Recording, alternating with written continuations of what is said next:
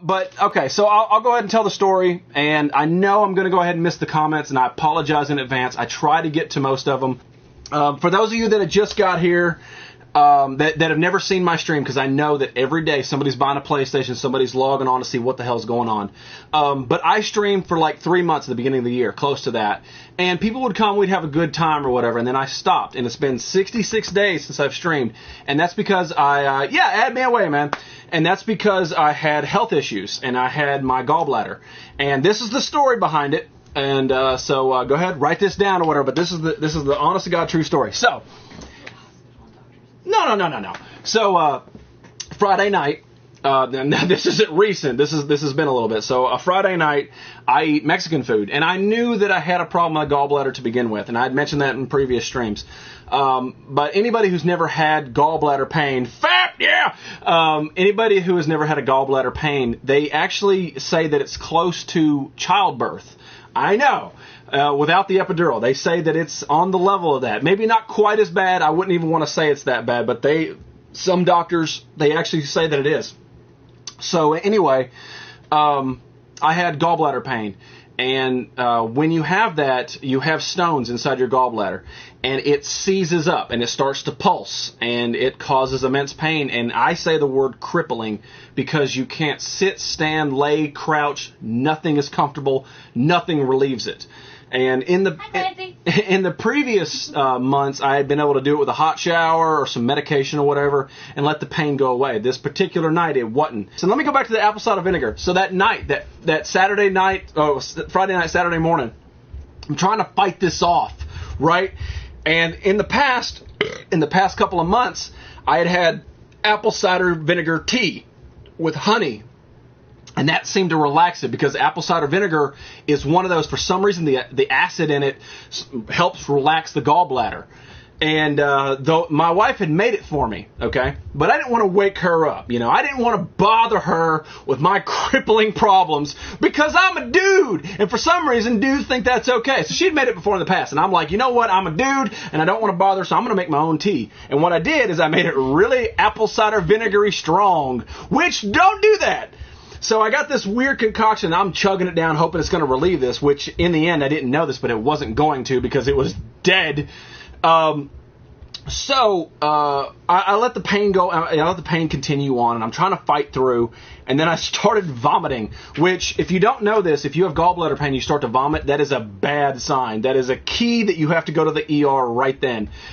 So the first couple of things was, kind of foodie, And I know you guys are going to love this story.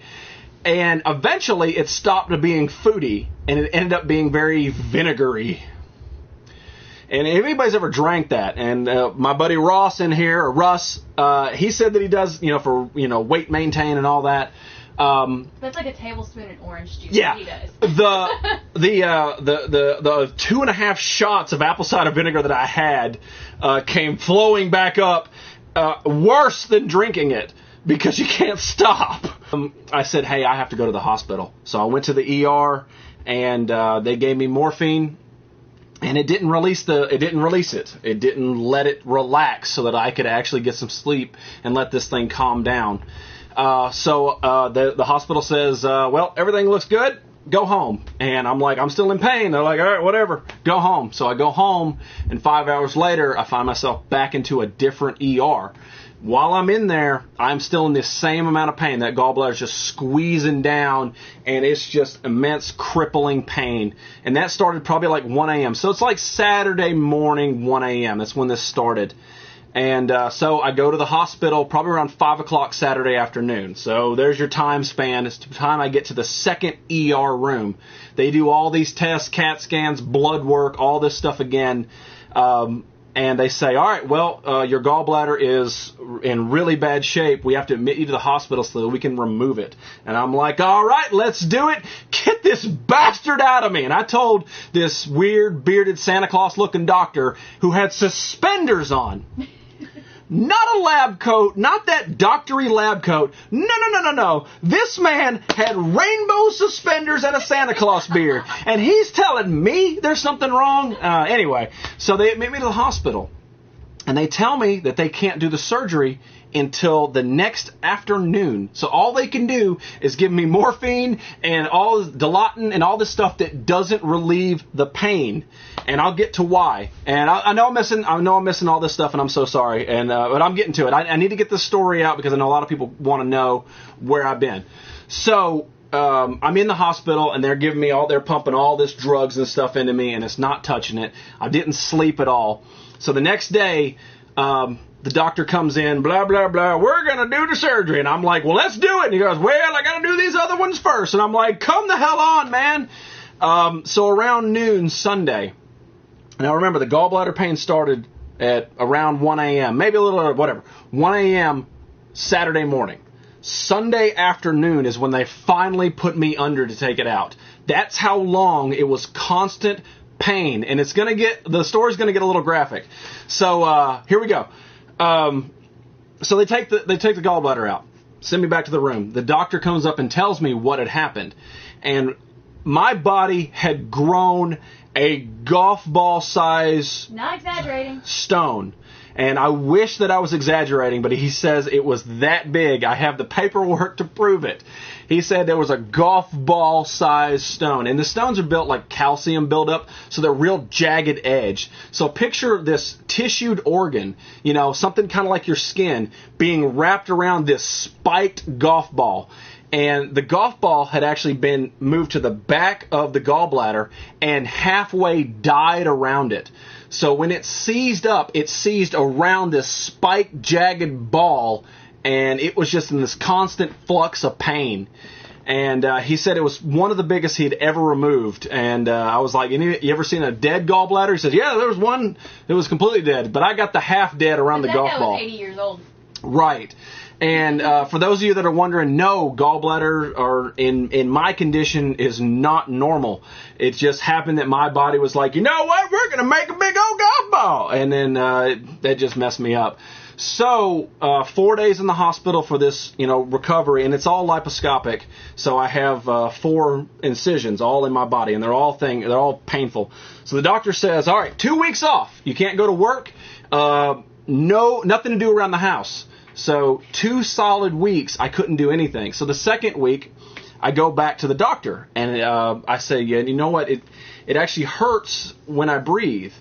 And hang on, let me do that. So in between when my return, I go to the ER again because it actually cuts off my breathing, and I have these quick breaths, and I cannot get a full breath because there's so much pain and my lung cannot expand. So I go to the ER 8 days after my original surgery. So I go back to the ER, and they do all the tests, and this other weird doctor with this weird curly mustache, like the crazy stuff you would see like back in the 1800s. And I know this is the weirdest hospital ever, but he has this weird curly mustache. He does all these tests, and he goes, well, you got some fluid. And I go, what the hell does that mean? He goes, well, hopefully your body absorb it. And I go, can you do anything? He goes, nope, go home. The hell? So I go to my doctor's appointment, and I tell my doctor what had happened. He looks at all the tests, blah, blah, blah, and he goes, well, you know what? Another week off. Don't do anything for a week. Don't pick up anything over 10 pounds. Don't even go upstairs. Just hang around down in the weird, misty stuff. And so I did. And I went back. That's 3 weeks of nothing, right? Doing absolutely nothing, can't do anything, and I got this pain. And he says, well, the fluid's not gone. And I go, well, that's not good, is it? He goes, nope, we're going to give you a drain. Let that sink in for just a second. We're going to give you a drain. So what he does is he calls another doctor, and he says, hey, doc, we got to put a drain in this douche. And I'm like, all right. So they have to run more tests on me, more blood work and all this stuff. And finally, I get in to see this doctor. And this is what I call the inception needle. So in order to find the spot inside where this collection of fluid had been, and they don't know what the fluid is made of until they get in there. So they just know there's fluid through all the CAT scans. So to get in there, I have to lay sideways on a CAT scan machine. And they run me in, and then the doctor goes, all right, here. And he pulls me back out, and he takes this needle that is this long, and I swear to God, I wish I was joking. He takes this that has, hang on. So he takes this big needle and he sticks it in, and I am awake the whole time. Granted, it's numbed, and I got some stuff going in, but I feel this needle. So it goes in a little bit, and then he runs me into the CAT scan machine. And he goes, all right, and he pulls me back out. He goes, a little bit more. And I feel this needle go inch by inch into this weird abyss of my body. And finally goes, all right. And he attaches this turkey basting damn needle syringe thing on the end of the needle. And he goes, and he pulls out, that thing was that thick, right? That thick. And the whole thing is filled with this black, green, milky liquid. And he goes, yep, that was what was in you. And he takes 2 of those out. And what that was is bile, blood, and other secretions inside my body that had built up from where the gallbladder had started to die. So all this time was just leaking down inside. I mean, gallbladder's gone. They took it out. But all that stuff was just left down in there. So he takes the needle, sucks as much of the shit out of there as he can, and then he runs a tube into the body, right? Pulls the needle out around it or whatever, and then they give me a bag, a drain bag. That's what it's called, a drain bag that had to be drained twice a day. He inserted the needle in between my bottom 2 ribs, okay? So picture that. Picture your bottom 2 ribs, and that hose went through there in all the way to my midsection. And then the tube came out about 1.5 feet long into a bag that I couldn't go anywhere without. Constantly. For a week. So, after a week of having this blood fluid stuff pulled out of me constantly, the doctor says, all right, I'm going to remove it. The main doctor, the gallbladder doctor. He says, all right, I'm going to remove the bag. And I'm like, all righty. Do I need a driver? He goes, no. And I'm like, all right, so it's going to be like a local anesthesia. And that was my intent. Go there. They give me a little tap in the vein. And I'm like, he numbs the area. And then he slowly pulls the tube out. No, that's not how they do it. That's not how they do it. What they do is they lay me down, put me on my side. He pulls this Band-Aid off that had been on there for so long. And that hurt, number one. And then this tube is just sticking out of the side of me. I mean, it's a tube that goes in, and it's freaky looking, okay? So there's this tube sitting there, and then he goes, all right, take a deep breath. And I go, hey, shouldn't I get something in here, something little that make me feel a little better? No. He says, all right, take a deep breath. I go, like that, take a deep breath. And he goes, all right, exhale. When I exhaled, he goes, and pulls that tube right out of the center of me, and I felt every inch of that just go right out, like a weird-ass fishing rod. It was creepy. Anybody that had ever had stitches removed know what I'm talking about. That burn that you feel when they remove the stitch real quick, so it doesn't bleed and it sort of cauterizes it, that came from inside, whipped out. He puts a Band-Aid on and says, go back to work. Yeah. Swear to God, real deal. That is the real story. He says, well, no restrictions, go back. I had been laid up for over a month solid. Couldn't do anything. He rips this bag out, throws a weird Band-Aid on, and says, go back to work. No! And I know I missed so many comments, but that is a real story. There's a lot of other things that happen in between, and I know that I'll pop on and tell more about it. But that's the real whole story of it. And I hate that I had to tell it, but that's why I haven't been on. The recovery road had been so up and down when it was only supposed to be like a week of, normal pain, taking medicine and getting better, and then a week of doing normal activity with little soreness. And it wasn't like that. It was this weird up and down, and I know I missed other parts of it. I had to go back to the hospital another time, and I stayed in there for 2 nights at that point. It was just really bad all over. It was not good. I don't recommend it. So, here is my tip to all of you out there. I don't care how many are watching. It could be 10 people. Listen, if you have a gallbladder pain, all right? If you have this and you know it, you know if you do, because you can't do anything but cry. That's all you can do with gallbladder pain. So if you have that pain, you go to the ER. They said, well, your gallbladder's got to come out. They're not going to do it that night, because generally it's going to happen in the middle of the night, somewhere around 12 or 1 a.m. They're not going to do it right then. They say you need to go, because they're going to give you some good stuff. They're going to give you some morphine. They're going to right then say, all right, tomorrow when you feel better, make an appointment to get it removed. You fucking know it! All right? You do it! you make that appointment.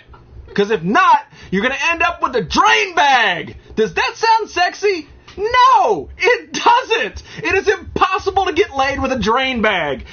Impossible. Because everybody goes, oh, that's a colostomy bag. I bet you pee in that because you're incontinent.